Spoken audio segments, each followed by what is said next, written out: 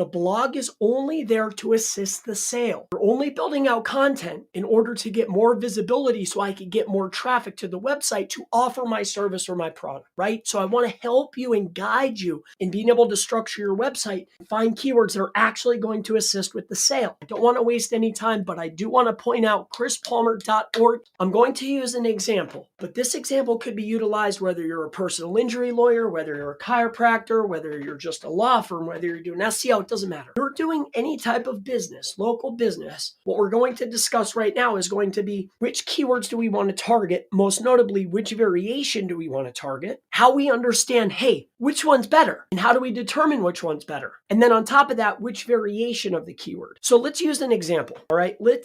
One that comes to me a lot, I'm just going to use roofing as an example, okay? But this applies to anybody for anything, but we're going to use roofing as an example. What we want to first understand, the variation clause, right? Or whatever you want to call it. We're looking at roofing. Is it roofers or roofing? And how do we determine which variation we want? This is going to be determined by search volume. Search volume has cost per click. What's the traffic worth and what's the actual volume, right? This is going to make a better informed decision on what we need to target. Sometimes you'll target something that's lower volume if it's worth a lot more. If I can get a higher converting keyword, I don't care if there's less people, and I'm sure you don't either. So this is how we make this decision. Now, how is this done? What I utilize, and I laid this out on my small little graph here, is there's two ways to do it. You could do it the slow manual way, one at a time, but it's cheaper. You can save money, but you're gonna spend time, right? Same thing. Or you can spend a little bit of coin and you can earn back time. If you want to do it the manual way, but you're still speeding it up without having to type it in and then search, what I like to use, and I use both, keywords everywhere, all right? So keywords everywhere, I think you get 100,000 credits, which is like a boatload of search. I use this every day, all the time. I've used 98,000. I shut it off, right? You saw how I just had to turn it on.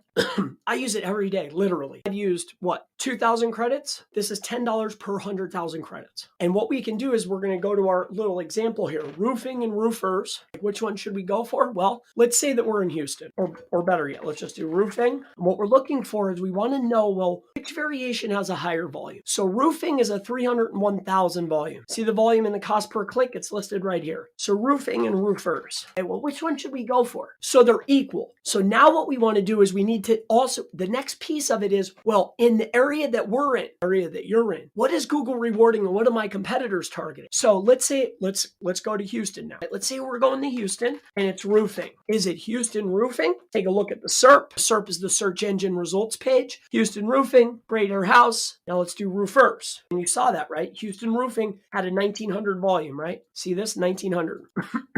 We have the 1900 volume, 799. We have Angie, Gaff, and Yelp. These are 3 authority sites. Roofing it is. Roofing it is, right? Because the probability of us jumping in those top 3 spots, so the best we could hope for in this SERP is going to be number 4. I'd much rather go for roofing because A, there's non-authorities in the top positions. B, Google's rewarding non-authorities in the top positions. And C, it has the same search volume and the cost per click is the same. So this is understanding the differences in how we determine which one is better. We determine what's better by search volume, cost per click, and who's in front of us. What's Google rewarding? And is it a high competition? Can I actually get in there? So this takes care of understanding keyword research analysis for primary service page. I'm not in your business. I've used one example. You know your services, right? So let's just stay on track with this roofing example. Right? But a roofing company does more than just roofing. So let's say it's roofing. Let's say that we do, that's 90. How about decks? Right now same 90. It's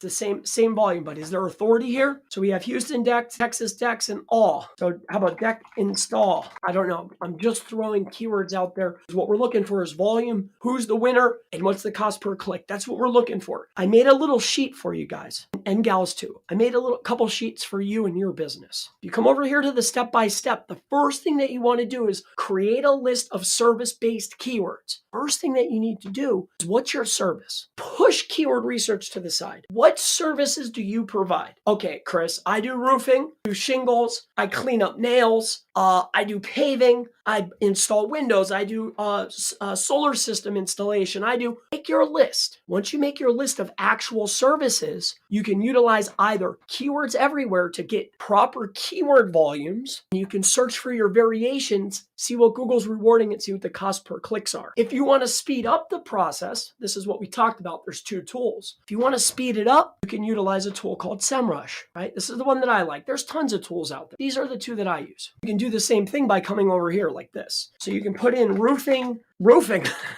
So we could type this in. We're looking for broad match. We can run down the list and we could quickly see, oh, there's roofing repair, roofing company, roofing contractors. I'm looking over here. There's roofing installation, roofing contractors, roofing company, roofing repair. It's for you to decide which one of these are best. Like I could go through this for days doing different variations and different, again, I digress back to make a list of your services. The very next piece is either utilizing SEMrush or using keywords everywhere. The next piece is, where are you doing your services at and which variations do you want to go with? Which ones have the volume? Which ones are going to be best? Now let's talk about variations or abbreviations.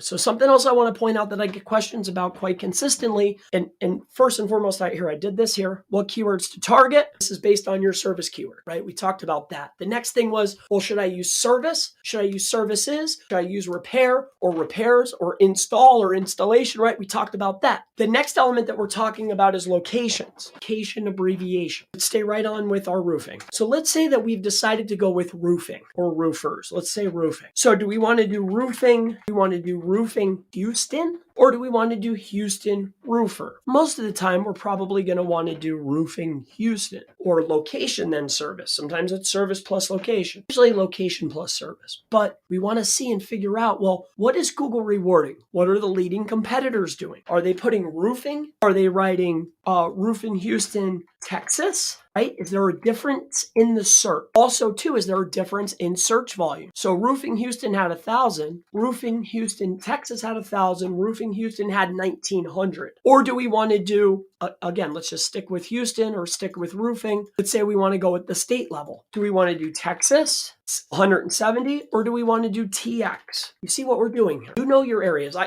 There's 52 states, right? I could go through this. It would take forever to go through all of the different variants, but you get the drift here. Texas had 190. TX has 320. There's a clear winner here. Going to be TX. Roofing TX is where it's at. So this is how you determine for the state level. Do we want to use an abbreviation or do we want to spell it out? Each term that you look up, each keyword and each location, it's never blanket. You have to look for every single service that you do in every single location. You need to come up with the best variation, the best keyword, and the best abbreviations or no abbreviation. Google ranks pages, not sites. Every page is different. Every page needs its own optimization. Every page needs its own keyword research. Every page needs its own backlinks. Every page.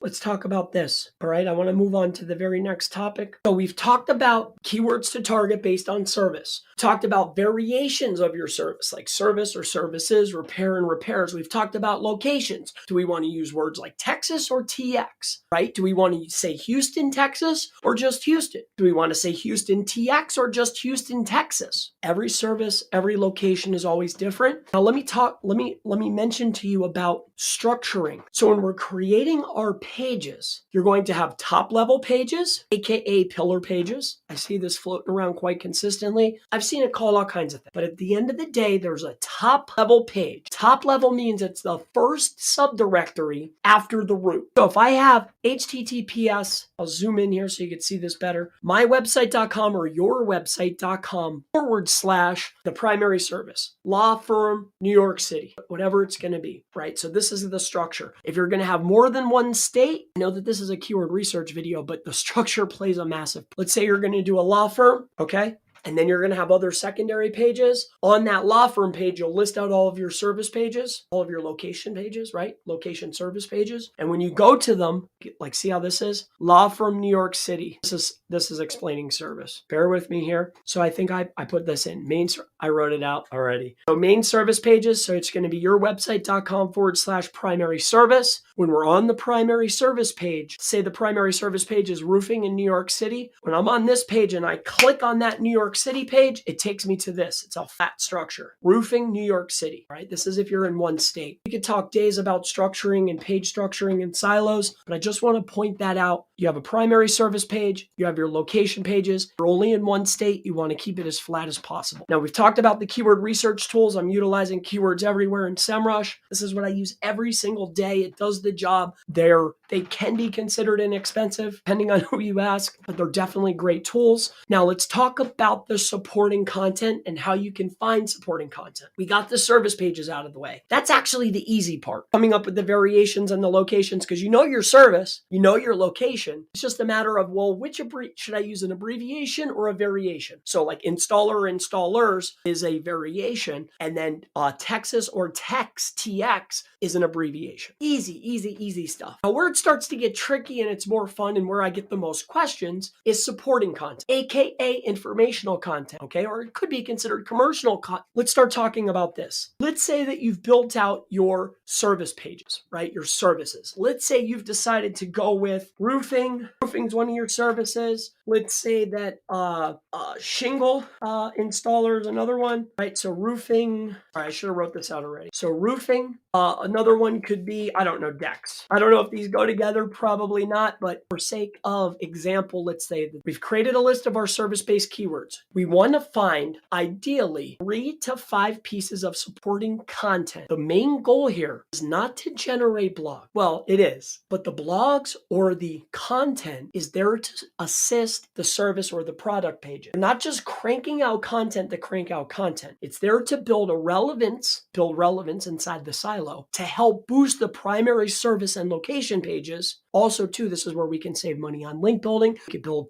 cheaper links to our supporting content, building out supporting content to expand the amount of keywords and build out buffer pages so we can build links without jeopardizing our main service page. That's why we're doing it, right? Get a bunch of keywords and build a bunch of links without risk. So let's take a look at this. Let's say we're doing roofing, shingles, and decks. We need supporting content, aka blog content. Let's first and foremost talk about the structure of this. Let's say that you have, let's stick on point here. So let's say that you decide to go with, let's say for instance that you have, I don't know, multiple states. So let's say you're doing roofing. Let's say you're on the Houston page, roofing Houston. And now we're looking for supporting piece of content to support our roofing Houston page. How do you figure that out? How do I go about doing that, Chris? This is where SEMrush excels, because I can come into here. I'm in the keyword magic tool section, right? As you can see to the left-hand side, I've put in roofing. Now there's 2 ways that you can find supporting content, 2 good ways. You can come right in here and click on questions, okay, and go to intent and click information. So we're looking for informational questions about roofing that we can answer. Why does the roof of my mouth hurt? Well, that's not very relevant. How much does a new roof cost? Excellent supporting piece of content. Cat, got one. How long does a roof last? Great. What an excellent piece of supporting content. How much is a new roof? Very, very similar. How to install metal roofing? You do metal roofing, that could be good for that, but we're looking for relevance.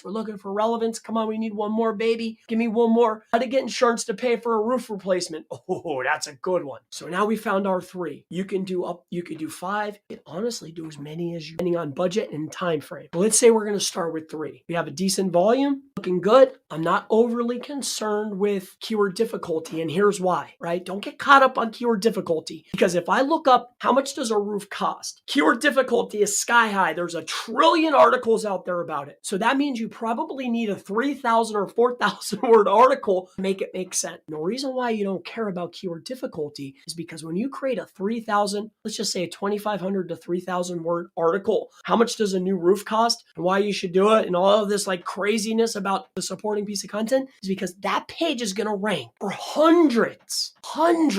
tons of why you're going to build the supporting, because it's there to support the main. Or say you build out another 2,000 word. Now you could target and say, hey, I only want stuff that's going to be relatively easy to rank. That's up to you. I would much rather you build out a large piece of content targeting a keyword that actually matters, that's going to support the main primary page that we're trying to pitch and get relevant, effective traffic to to the site. You're going to build it out. You might as well build it out. Let's say that we've decided to go with these three. How much does a roof cost? What would be the next step, Chris? Well, you need to figure out how many words you need. Here's what I would do. I know this is outside of keyword research, but if I'm going to explain it, I might as well explain it. So what I would do is this. Change this to Houston, because remember, we're in Houston. So how much does a new roof cost? We need geo-relevant. We're a local website. We're local business owners, right? This is the Valentin app. It's free. Valentin app has a Chrome extension. Go to the valentin.app website, scroll down the page. There's a Chrome extension there. Download it. It's completely free. It works exceptionally well. Put in Houston or whatever location you're trying to target. Now we have geo-relevant SERPs, right? Because when I do this now and I scroll down the page,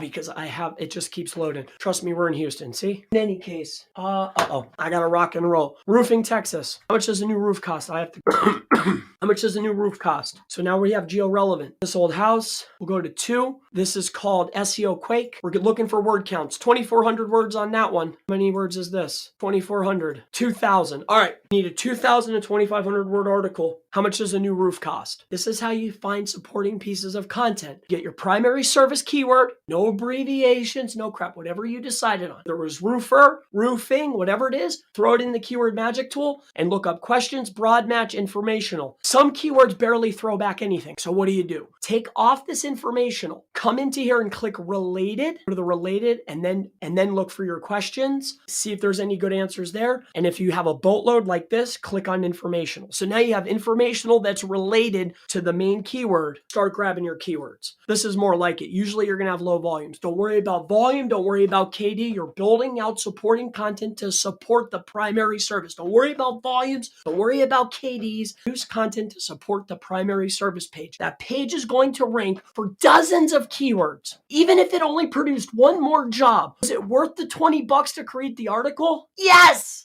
Yes, definitely. The content costs less than the links. The best part is, if I can crank out a bunch of content and I get it to rank and I optimize it, I'll save dough on the links. So I'll be able to get more traffic, more relevance to the primary service page, and I won't have to go out there and buy $30 links pointing at the primary service page. Why? Because I have a 5-level silo that's cranking out content that's hyper relevant, all pointing internally to that service page. I hope this helps you. I hope this helps you out, man. In any case, these are the 2 ways that you use this tool to find supporting content. So how is it structured? I showed you the word count. I showed you how to find the supporting. How do you structure it? You structure it as if it's supporting the main page. Here's what I mean by this, and then I gotta go. When you take a look at this, you have https yourwebsite.com. Let's say that you want to just support your location page. You're only in one state. So you have / that's your supporting piece. Where is all that content listed? It's listed in the blog section, right? And there's a list of it. It doesn't have to be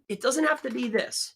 I see this all the time. Yourwebsite.com / blog / how much does a roof cost? I'm on the blog. All the blogs are listed. When I click on the article, it takes you directly to this page. You can list them all in the main navigation wherever you want, but it's there to support the primary service. I used to never waste my time with this supporting stuff, but things have changed in the last year immensely. I highly recommend it. It will be like night and day for your business. So to wrap things up, we talked about primary services. We talked about making a list for primary services. We talked about different variations of keywords. For example, service and services, install and installers, installation, right? These are called variations. And we talked about abbreviations like Texas or TX. That's an abbreviation. Do we want to add stop words like roofing in Texas? Usually you don't, but you want to check. What's Google rewarding? What's the competition? Is there authority sites in front of me? Then we talked about supporting content. I showed you how to utilize SEMrush in order to find supporting content. You can use all these other tools, but it's all laid out fast, very easy to use. We talked about the main services. We talked about structure. We talked about figuring out how many words we need. Same solution that I shared with you for your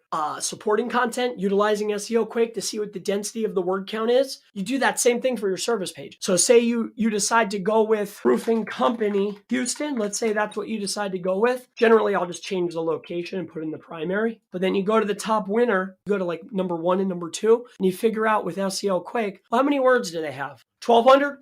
If you need any assistance with this type of work, please reach out at chrispalmer.org, book a session. I'll be happy to help you.